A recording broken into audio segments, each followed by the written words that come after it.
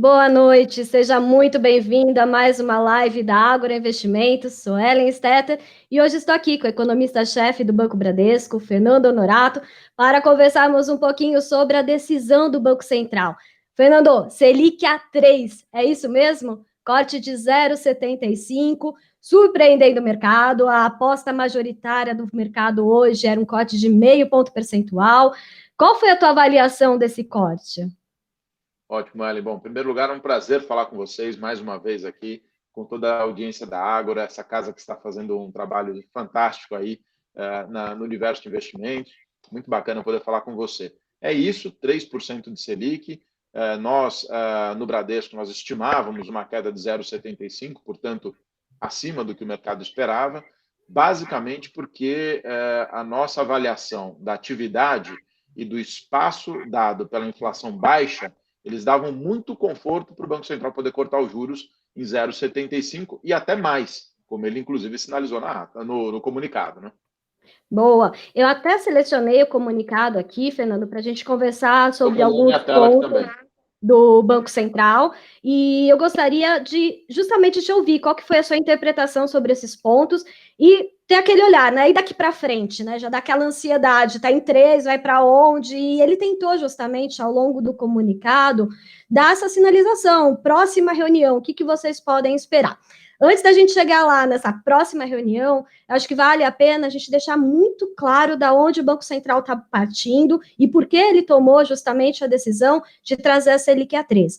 O primeiro ponto que ele coloca justamente no comunicado é a avaliação dele do cenário externo, né? Ele coloca justamente a preocupação envolvendo a atividade econômica global, a desaceleração, os impactos do Covid-19 e coloca lá uma atenção especial para os países emergentes. Qual que é a percepção do DPEC em relação ao cenário global, Fernando? Olha, Ellen, nós temos dito que, eu já falei com você aqui, eu não vou ser exaustivo, mas enfim, nós temos separado essa crise em três pilares: um pilar de saúde pública, um pilar de resposta de política econômica e um pilar de impactos econômicos. O que nós aprendemos é que os impactos econômicos foram muito maiores do que qualquer um podia imaginar, né? Então, nós estamos falando de queda do PIB dos Estados Unidos de 6%. Estamos falando de uma queda do PIB global de 3,5%. É a maior queda desde 1929, desde a Grande Depressão. Importante Então, colocar que é no ano, né, pessoal? Não é só no trimestre. No trimestre é bem mais intenso do que esse número que o Fernando está comentando, né? super bem lembrado, a queda do PIB dos Estados Unidos no segundo trimestre deve ser da ordem de 10% no trimestre, que dá 40% anualizado, né? Não vai ser muito diferente no Brasil, nos emergentes, enfim. Então, eu acho que assim a dimensão do cenário externo para o Copom, ela tem um peso super relevante, porque é uma crise sem precedentes do ponto de vista de saúde pública, é uma crise com impactos econômicos muito mais profundos do que se imaginava, e isso faz com que a demanda global toda caia. Nós vimos pela primeira vez na história, né, preços do petróleo negativos, você explorou isso aqui em uma das suas conversas, inclusive, e, portanto, assim, essa queda de demanda global influencia as decisões de juros no Brasil. Os juros estão caindo no mundo todo, tem liquidez no mundo todo, tem inflação baixa no mundo todo, e isso está se transmitindo para a economia brasileira também, para dar esse conforto para o Banco Central. Boa, passa, portanto, por preço de commodities, né? Você acaba tendo esse arrefecimento do preço. Eu vou Deixa eu te pedir interromper um aqui, segundo. É por isso favor. mesmo. Não, esse canal de transmissão que você falou é super importante, porque assim, não só o petróleo, as demais commodities de um modo geral, né, mesmo quando você mede elas em reais, porque o câmbio aqui desvalorizou, né, a gente viu o real sair de 4,50 para 5,70, quando você mede elas em reais, isso leva a uma pressão inflacionária muito pequena no Brasil. É justamente por isso, bem lembrado do seu lado. Legal. Eu só queria abrir um parênteses aqui, depois a gente volta para o comunicado, tudo bem? Eu vou dar uma bagunçada no roteiro, mas eu acho super importante, porque se colocando justamente no lugar do investidor, quando ele olha cenário externo, ele olha por dois ângulos. Um, pensando no investimento dele aqui no Brasil, e é esse canal do câmbio que ele vai mais sentir. E o segundo é olhar o setor externo como uma oportunidade de investimento. E nesse sentido, passado o Covid e todas as preocupações em termos de atividade que estão aparecendo, eu acho que tem dois tópicos interessantes que eu gostaria só que você desse uma pincelada para a gente, olhando para a volatilidade, tá? Então, primeiro a questão do petróleo, né? Então, essa preocupação de uma rixa um pouco mais permanente envolvendo a produção de petróleo. E um segundo tema que está fresquinho, está no tweet, né? Que é justamente o retorno, a possibilidade de retorno da tensão comercial entre Estados Unidos e China. Então, são temas que hoje estão deixados quase que de lado por conta da preocupação do Covid na atividade, mas olhando lá para o investidor, são temas que ele tem que deixar ali na manga, mapeando, inclusive, na hora de investir e alocar seu recurso no mercado internacional. Qual que é a tua percepção, Fernando, por favor? Perfeito, Ellen. Até ainda antes de responder essas suas duas provocações diretamente, você tocou num tema que eu acho que cada dia vai ser mais importante para o investidor brasileiro, que é a diversificação do portfólio e uma parcela dessa diversificação, de novo, com todo o cuidado que a Ágora sempre tem de respeitar o perfil de risco de cada investidor, mas uma parcela da alocação do portfólio desses investidores vai ter que estar em ativos externos. Essa crise que nós estamos vivendo mostra a importância disso, né? Imagina um investidor que não tinha nada ou nenhuma alocação em ativos externos, quanto ele perdeu de rentabilidade, por exemplo, pela depreciação do real ou pelo fechamento das curvas de juros lá fora. Então, assim, eu acho que tem um aprendizado, um legado da crise, para ainda mais no novo ambiente de juros, né, que é o nosso tema de daqui a pouco continuado do Copom, ainda mais nesse ambiente de juros baixos, cada vez mais os investidores vão ser convidados a pensar em seus portfólios também em ativos externos, e a Ágora está super habilitada para apoiá-los nisso. Bom, indo para as suas perguntas diretamente. Eu acho assim, o petróleo, quer dizer, ele está respondendo a uma queda brutal de demanda, como nós falamos, né? Mas tem uma característica desse mercado que é bastante importante. Ele é um oligopólio, tá certo? Então, são poucos produtores. É verdade que isso cresceu com o gás de xisto, com o petróleo de xisto, mas ainda é um universo de poucos produtores. O que eu quero dizer com isso? Não é muito difícil desses produtores se organizarem para reduzir a produção e tentar equilibrar os preços. Aí você pode me perguntar, bom, mas por que eles não fizeram isso até agora? Claro, eles estão fazendo uma briga de ver quem aguenta mais essa pressão política, essa pressão geopolítica, mas tem um limite em que todo mundo sai perdendo. Quer dizer, que a Rússia sai perdendo, que a Arábia Saudita sai perdendo, que os Estados Unidos saem perdendo. Então, eu imagino que daqui a alguns meses você vai se encontrar um certo equilíbrio, porque essa disputa política que nós estamos vendo em torno do petróleo, ela leva a um jogo de perda para todos os lados, né? Para todos os lados, digo, dos produtores. A sociedade como um todo, a economia como um todo, até fica melhor com preço mais baixo. Então, acho que você vai encontrar um caminho de estabilização, que é alguma retomada da economia, mais alguma ação do cartel. Segundo, vamos para a segunda ponte, em relação à guerra comercial dos Estados Unidos e China. Tem um legado dessa pandemia, né, que eu acho até perverso, acho equivocado, mas, enfim, é um legado que muitos países têm discutido o grau de dependência que eles querem ter em relação à produção de outros países, não só da China, né? Nós vimos isso na discussão dos respiradores, vimos isso na discussão das máscaras, que até faz algum sentido nesses casos específicos, mas na produção geral, se o mundo se fechar mais, vai ser pior também para todo mundo. Então, o que eu costumo dizer é o comércio global, as empresas não são integradas porque os economistas acham bonito, porque as empresas acham o conceito bonito. É porque é eficiente. É muito mais útil para as empresas se integrarem, reduz custos, aumenta a escala, ganha produtividade, do que se elas não se integrarem. Dito isso, eu acho que está tudo muito associado à eleição do Trump, né? Ou seja, essa tensão ela vai se estender até a eleição, dependendo do resultado da eleição, caso ele ganhe. Eu acho que a gente tem mais risco, sim, de ver um tensionamento das relações, isso traz o comércio global mais para baixo. Se ele não ganhar a eleição, eu acho pouco provável, né? Aí imagino que o democrata, quer dizer, que o Joe Biden levaria a eleição, eu acho pouco provável que ele tensione na mesma intensidade que o Trump, e aí talvez você tenha um comércio global sofrendo um pouco menos. De qualquer forma, temos pontos adicionais, além do Covid, para acompanhar no cenário internacional, que irá nos deixar bem atentos. Voltando aqui para o Copom, tá? Voltando aqui para o comunicado. Um outro ponto que eu achei bastante interessante é já entrando para a economia brasileira. Ele comenta justamente que, olha, o que saiu até março, a gente acaba tendo uma avaliação muito rápida, né, praticamente incipiente do que aconteceu na economia. Mas que alguns dados de abril já começam a mostrar uma contração até mais intensa do que eles esperavam lá na última reunião, há 45 dias atrás. Qual que é a avaliação do DPEC em relação aos dados correntes de atividade? Estão em linha com a projeção de vocês? Eu até queria escutar o que vocês estão esperando para o PIB, vocês fizeram uma revisão recente do cenário. Então, qual que é essa sensibilidade, né? O termômetro hoje da economia brasileira.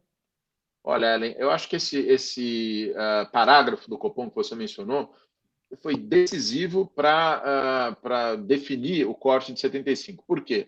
Como você disse, basicamente o que ele falou é, olha, março, que foi um mês onde 2/3 do mês a economia estava funcionando mais ou menos normal, né? Antes de começarem as quarentenas, teve uma queda brutal já. É basicamente isso que ele fala. Ele fala, então, é quase como se ele dissesse assim, imagina o mês de abril que você vai estar fechado o mês inteiro. Os nossos dados, bom, a gente divulga, deixa eu começar por outro lado. Nós divulgamos uma revisão de PIB importante, de -1 para -4, né? Ou seja, o crescimento vai ser, a queda do PIB vai ser muito maior do que a gente imaginava. E as informações que chegaram desde a nossa última reunião, dizer, infelizmente, elas sugerem que a queda pode ser até um pouco maior do que isso. Nós tivemos a produção industrial ontem, nenhum indicador antecedente nosso ou do mercado previu tamanha queda.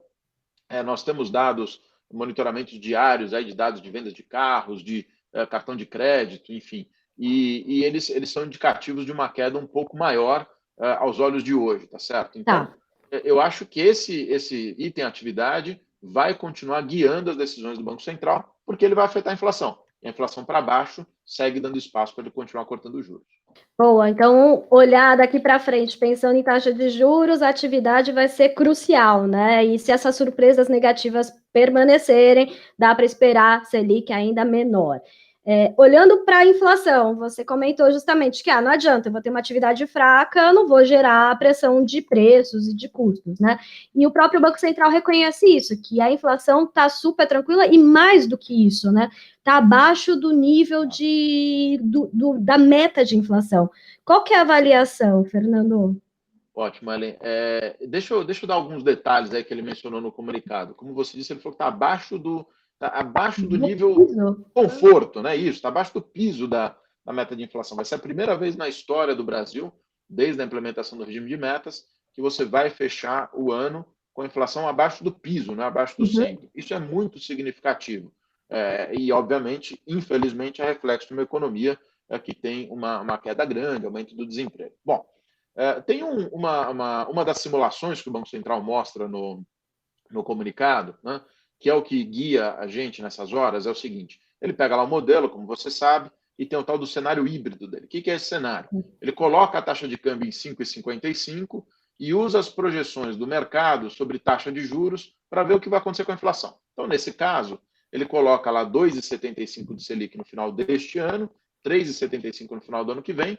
Isso dá uma inflação em 2021, que é quando ele já está olhando, porque leva tempo até você cortar os juros, afetar a atividade, afetar a inflação. Ele já está olhando para 2021. A inflação 2021 está em 3,40. Tá?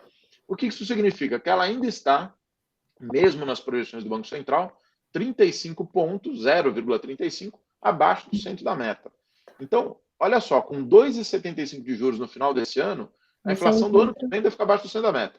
Portanto, o espaço que ele tem para cortar é maior do que isso. Né? E levando em conta que a inflação vai ser 3,40. Nós temos números mais baixos do que isso. A gente acha que a inflação pode ficar mais perto de 3 do que 3,40, ou até abaixo de 3 no ano que vem. Nosso número oficial ainda é 3,20, mas os últimos dados que chegaram sugerem que ela pode ser menor.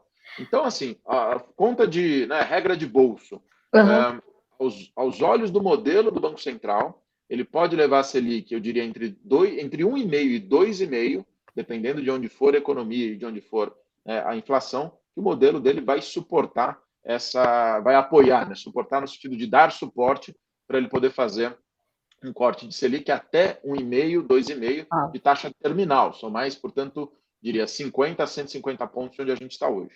Então, mesmo nesse limite de uma Selic a 1,5, estaria compatível com o regime de metas do Banco Central? Não traria nenhum conforto para ele, né?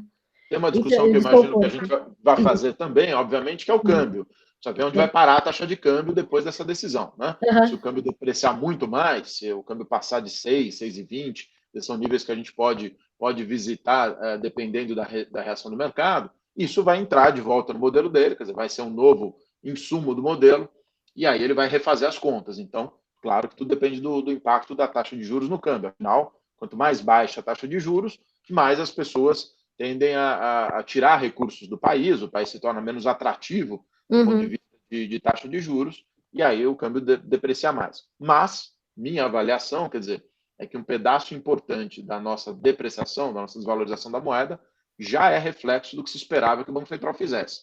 Afinal de contas, o câmbio está 5,70, se o Brasil acompanhasse a média dos países emergentes, era para estar 4,70 a nossa moeda, R$ 1 abaixo onde ela está. Então, essa diferença de 4,70 para 5,70 já é reflexo, em parte, desse menor juros que o mercado esperava.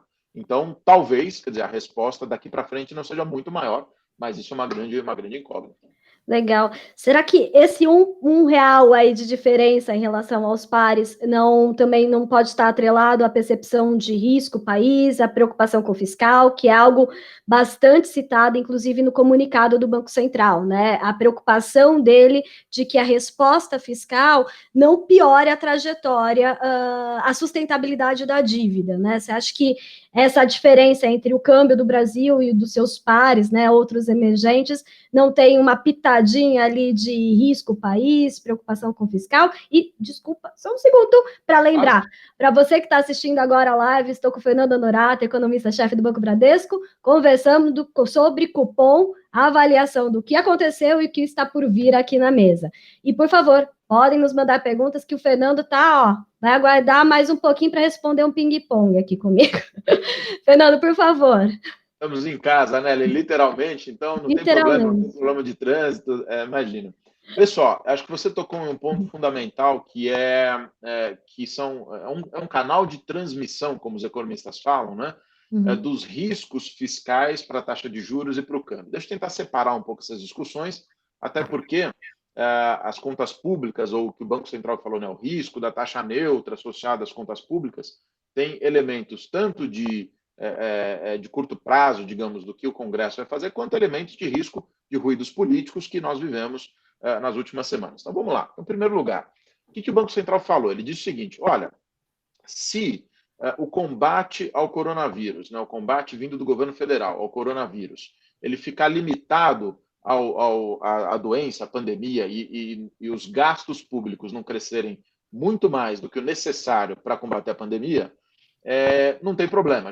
A inflação vai continuar baixa e o Banco Central vai poder manter juros baixos por um período longo, tá certo? O que ele coloca, o que ele pondera como risco se, por outro lado, os gastos públicos crescerem muito mais do que aquilo necessário para a pandemia e colocarem a dívida pública numa trajetória que não é compatível com o médio prazo, uma trajetória em que ela continua crescendo, vai subir o juro neutro, no linguajar dele, né? Ou seja, é como se você visse um grande aumento da dívida pública, levando ao risco de inflação lá na frente, porque, afinal de contas, se tem muita dívida, os governos acabam gerando inflação, seja como resultado dessa dívida, seja para lidar com a dívida, e aí você tem um aumento do juro de equilíbrio. O aumento do juro de equilíbrio significa que o Banco Central vai ter que subir a taxa básica, Selic, lá na frente também. Então, ele colocou esse risco, falou, olha, o quanto eu, Banco Central, vou poder cortar de juros, o quanto tempo eu vou ficar com juro baixo, vai depender dessa incerteza fiscal, vai depender desse tema fiscal. E aí, a única divergência, talvez, que eu tenho aqui com o comunicado do Banco Central é que ele diz, olha, eu vou esperar até a próxima reunião para ver o que vai acontecer com o fiscal, né, com as contas públicas. Eu acho, Ellen, que até daqui a 45 dias nós não vamos ter essa certeza.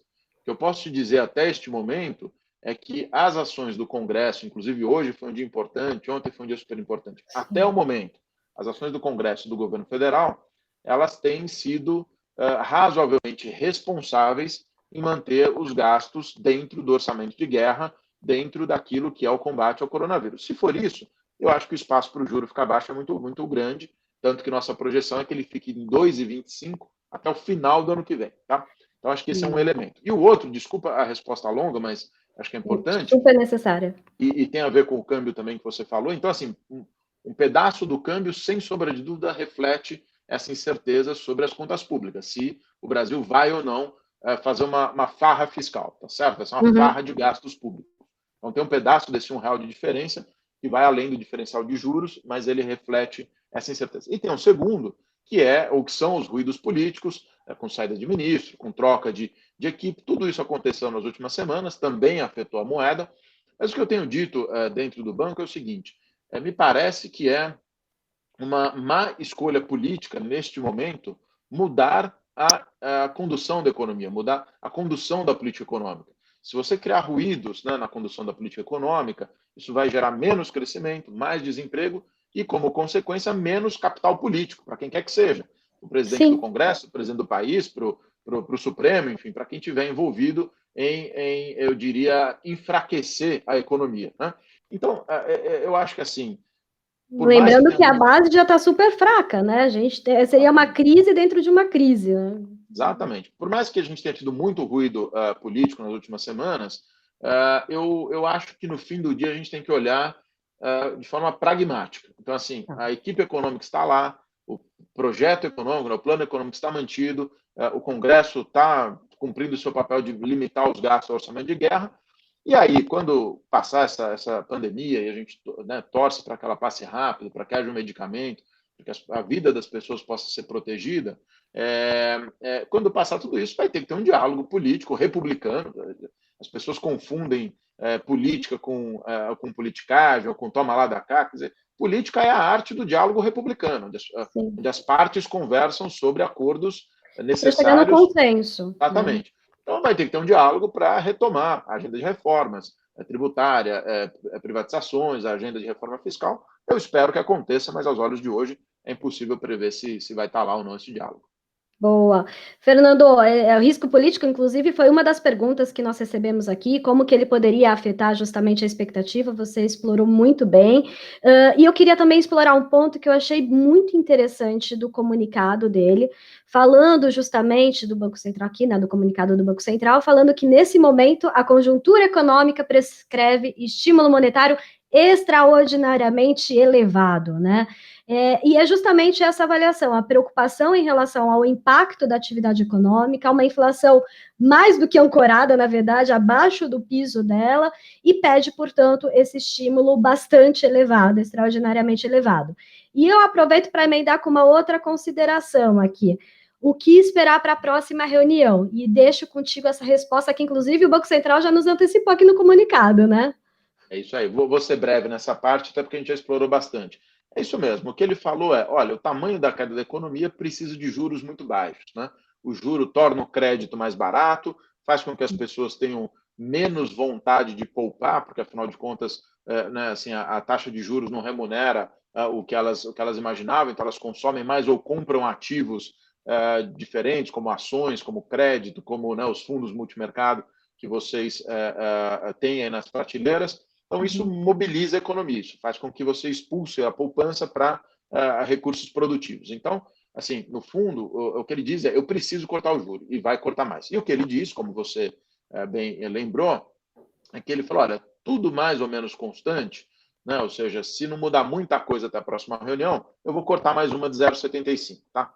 Mas aí ele fala: eu não devo cortar muito mais do que 0,75, porque o espaço para eu cortar depende das contas públicas, depende dessa discussão que a gente acabou de ter a respeito da sustentabilidade fiscal, mas depende também da atividade do câmbio. Então, Ellen, aqui eu acho que tem talvez também mais uma consideração em relação ao comunicado.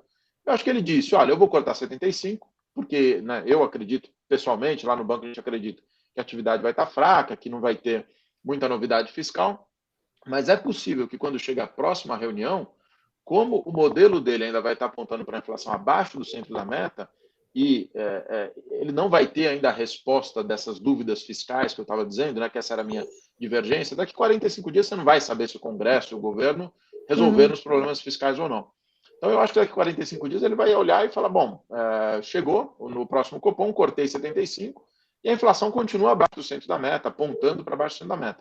Então, acho que o espaço vai ser maior ou pode ser maior do que isso, tá? Por isso que eu não escreveria na pedra, não, que o 75 é o final do É o ciclo. final. Pode cortar mais, apesar dele ter dito hoje que o Sim. 75 tem cara de ser o final do ciclo na próxima reunião. A sensação que dá é que, olha, estamos com 2,25 de Selic e o Isso. balanço de risco é daqui para baixo, né? Foi justamente como você ponderou. Alguns modelos levam a crer que mesmo com 1,5 de Selic você estaria com o regime de metas preservado, então não seria uma preocupação. Por favor. Um outro aspecto, Aline, desculpa te interromper, é que a gente nunca sabe exatamente a comunicação do Banco Central, ela tem vários objetivos, então você não sabe exatamente o que às vezes ele pretende. Mas, por exemplo, como você disse, ele escreveu que a Selic já está quase em 2,25. Ele falou, olha, eu vou levar 2,25. Pode ser que uma das razões para ele ter feito isso é justamente ver a resposta do mercado.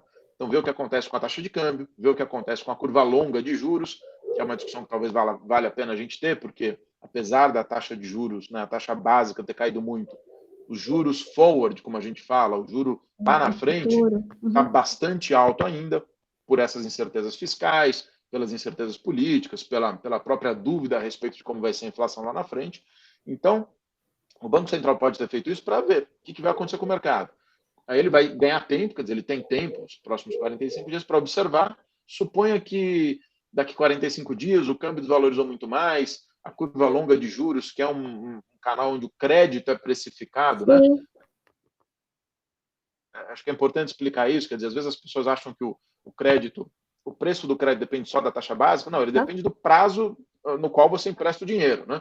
Você vai emprestar um dinheiro de 10 anos, o custo do dinheiro de 10 anos não é 2,20, não é 3, que é a Selic hoje. Ele é lá alguma coisa perto de 7%. Então, a isso importa expectativa para dos ele. juros daqui 10 anos, né? Não é o juros atual. Então, isso é muito relevante. E a maior parte do crédito, acho que esse ponto é super importante, a gente está falando de crédito acima de 12, 24 meses. Então, você não está olhando para a Selic que cortou hoje, né? Você está olhando para a expectativa da Selic. O que será desses juros daqui 5, 10 anos, né? Então, é esse juro longo que o Fernando está comentando aqui com a gente. E é por aí que é feita a transmissão de política monetária, né?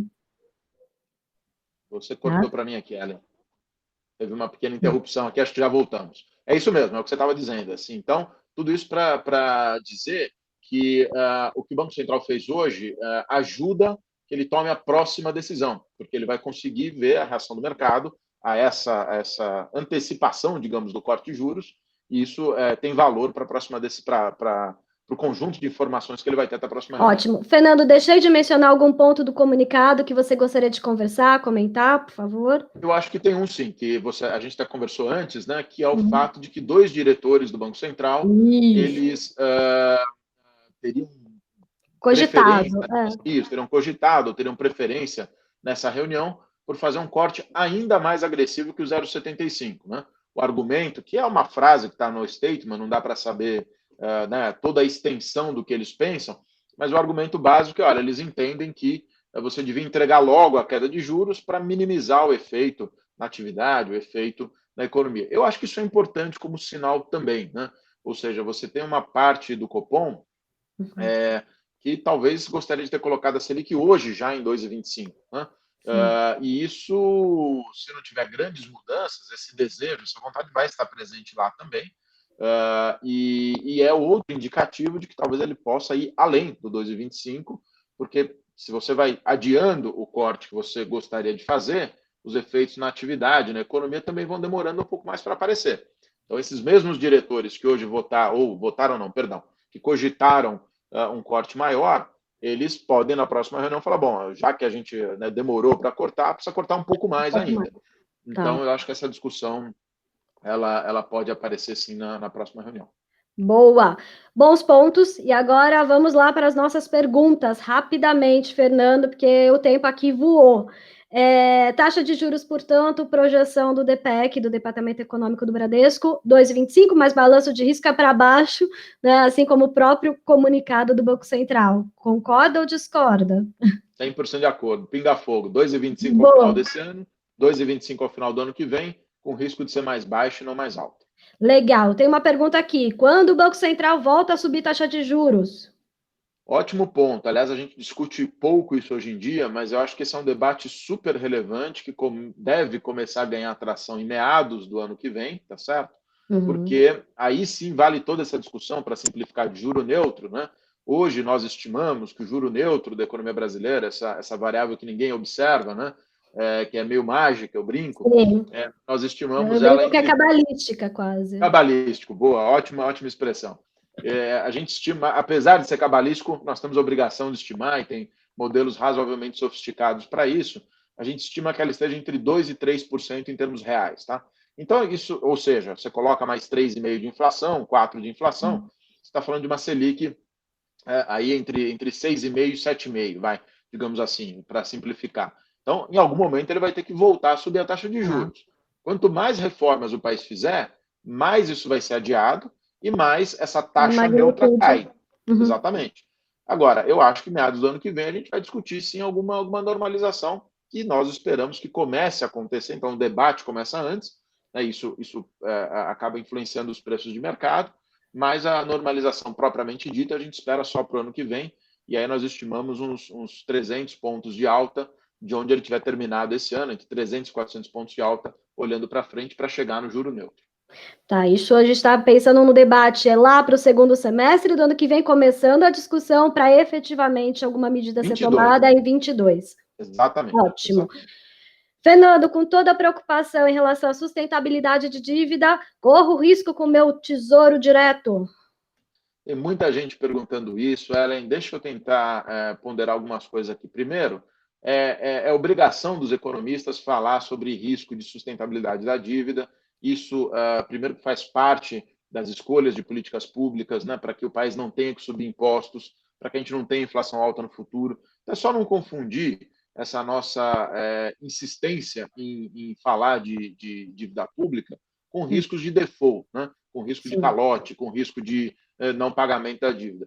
Eu diria que assim, quer dizer, a probabilidade, falar de outra maneira, o Tesouro Direto é, sem sombra de dúvidas, o ativo mais seguro da economia brasileira, disparado. Ele é o ativo livre de risco, assim como é o título do Tesouro Americano. Né?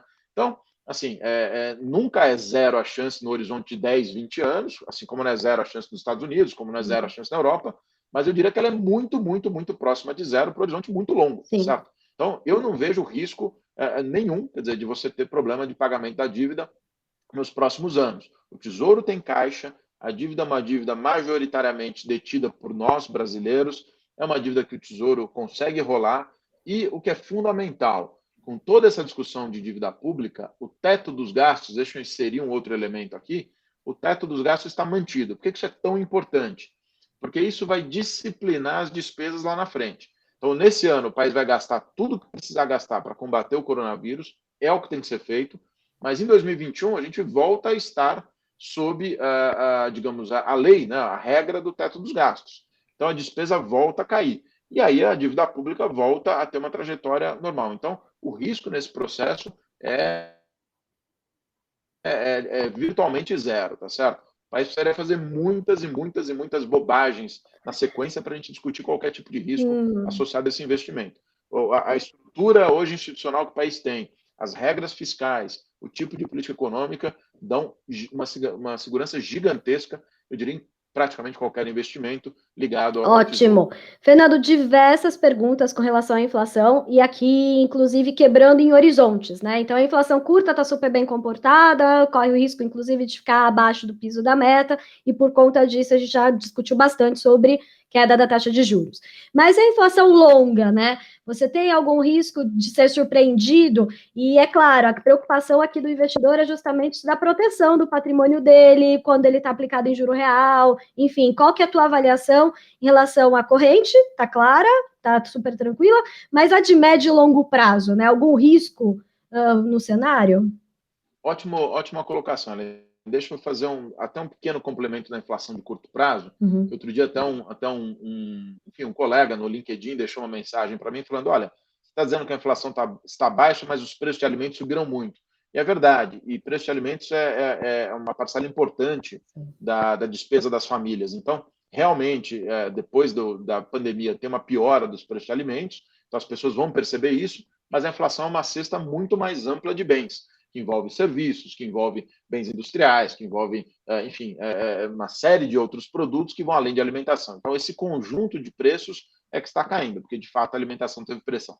Só para fazer um esclarecimento, não parecer que a gente está alienado do mundo real, onde as pessoas realmente estão vendo lá no supermercado as coisas mais caras. Fala, Alice, deixa eu aproveitar esse gancho da inflação do curto prazo, porque apareceu uma pergunta justamente em relação à preocupação da pressão do câmbio na inflação de curto prazo, né? E aí eu ia pedir para você, olha lá, já vou te deixar na saia justa.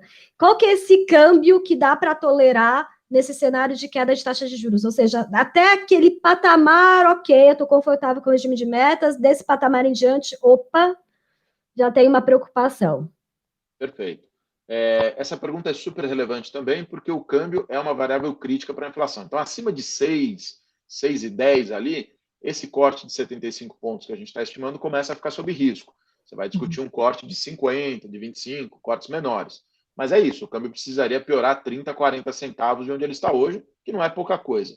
E aí tem um elemento, eu já vou responder da inflação de longo prazo, tá? Tá, por favor. Mas tem uma coisa muito importante que está acontecendo já no Brasil, que é essa taxa de câmbio. Como a inflação está muito comportada, como a economia colapsou a demanda, essa taxa de câmbio já começa a produzir uma melhora das contas externas. O Brasil está liquidamente exportando mais e importando menos. Olha só, com toda a queda do PIB global, as exportações brasileiras estão performando bem, tá? Bom, e aqui um grande aplauso para o agro também, né, Fernando? Sem dúvida, não, sem dúvida. Isso é, eu diria que é sempre um vetor de estabilização da economia brasileira, né? E vai continuar sendo. Então, assim, ainda que o câmbio não vai ajudar a economia a crescer, porque, enfim, eu vejo muito mais aspectos negativos de uma moeda fraca do que, né, aspectos positivos, mas ela vai gerar um resultado decrescente do déficit externo do país. O país vai ter digamos assim, um fluxo de saída de dinheiro menor nos próximos meses. Isso ajuda muito a limitar a própria depreciação. Bom, então vamos voltar para o tema da inflação. Então, assim, pode ser que ele ande 40 centavos. Se ele andar 40 centavos, for para 6, 6,10, aí sim o Banco Central vai ter um espaço menor para cortar, porque a inflação de curto prazo vai subir, vão subir as expectativas e limita. Mas a gente não está vendo isso, não. Nós estamos vendo o seguinte: um câmbio de 5,25, tá? Portanto, bem abaixo de onde está hoje, ele já é suficiente para o Brasil ter zero déficit externo daqui a um ano. Então, você vai lá para as contas externas e falar: o Brasil não tem mais déficit nenhum. Então, eu costumo brincar, né, Ellen? As pessoas acham que o dólar serve para fazer transações internacionais, para a gente viajar, fazer turismo. A brincadeira é o seguinte: o dólar só serve para desmoralizar economista. Não existe outra função no mundo para desmoralizar os economistas. Então, assim, é muito difícil fazer uma previsão, mas 5,25 é um nível que eu falo, olha, já está mais do que suficiente para o país ter zero de déficit externo. Então, o câmbio devia não é voltar. Um câmbio de equilíbrio, né? Perfeito. Que pode demorar 3 anos para chegar no equilíbrio, 4 anos. Pode ser que ele piore muito antes de chegar no equilíbrio. Mas o equilíbrio, nesse aspecto que a gente está olhando, é mais baixo de onde a gente está hoje e, portanto, devia ter essa preocupação menor com o risco do câmbio desvalorizar muito. Bom, dito isso, vamos lá para a segunda parte da pergunta. Qual a projeção para a inflação, parte da inflação longa, né? Primeiro, nós estamos vivendo um momento único na economia brasileira, que nós tivemos um choque gigantesco do câmbio, tem dúvidas a respeito do ambiente político, tem dúvidas a respeito do fiscal, e a inflação implícita nos mercados, e muitos dos investidores que estão nos assistindo que sabem exatamente o que é isso, quer dizer, que é a inflação que você extrai, né, da taxa de juros longa, nominal, menos a taxa de juros real, perdão, que é como se fosse a projeção que o mercado faz para a inflação, né? A gente chama de implícita porque é uma operação que sai de 2 contratos diferentes, tá? Essa inflação implícita está super comportada. Então, o próprio mercado está vendo esse cenário como diferente, como falando, olha, a inflação está bem comportada. Agora, vamos pensar um pouquinho no horizonte do investidor. E, de novo, aqui sempre tendo cuidado de lembrar o que você sempre faz muito bem, olhe para o seu perfil, olhe para a sua tomada de risco, para a sua carteira, mas eu vou ser genérico aqui para não correr o risco de, né, dar digamos, uma recomendação que sirva para todos os casos. Quando a gente olha para a taxa de juros lá na frente, a nominal, ela está muito mais alta do que a taxa básica hoje, a Selic. Então, tem um prêmio nessa curva de juros muito interessante para o investidor. Se a inflação ficar comportada, esse prêmio devia cair, tá certo? E o investidor vai se beneficiar dessa queda. Bom, por que tem esse prêmio?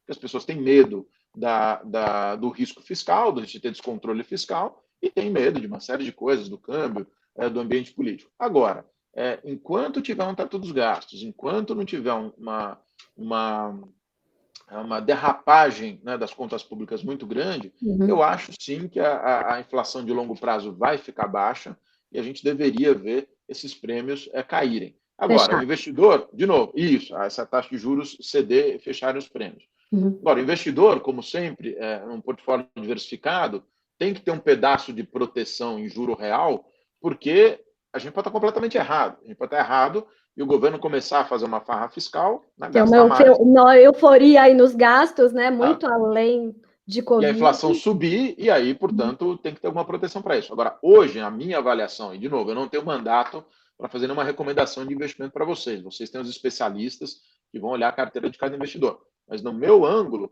eu acho que assim, a proporção de juro nominal deve ser maior do que a proporção de juro real para os riscos que eu vejo, tá certo?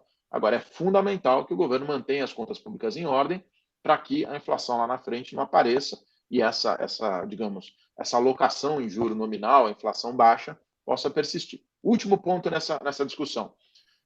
E se o Brasil não fizer as reformas, e se o país sair dessa crise com vários setores quebrados, com perda de produção, aí a inflação não pode subir? Pode, você vai ter PIB potencial mais baixo, né? Capacidade de oferta mais baixa.